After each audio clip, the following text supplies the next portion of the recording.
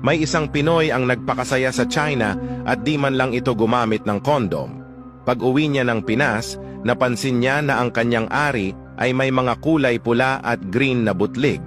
Sa takot ay agad niya itong pinatingin sa doktor. "Sir, di po ako pamilyar sa sakit mo pero base sa pananaliksik ko, meron ka pong Mongolian VD. Isa po itong pambihirang sakit sa ari at kailangan po nating putulin ang ari mo." Di makapaniwala ang Pinoy sa narinig kaya kinabukasan, naghanap siya ng Chinese na doktor sa Pinas para makasigurado. "Meron ka ngang Mongolian VD," pagkumpirma ng Chinese na doktor. "Kailangan po bang putulin ang ari ko? Sabi kasi ng isang doktor kailangan daw putulin ang ari ko."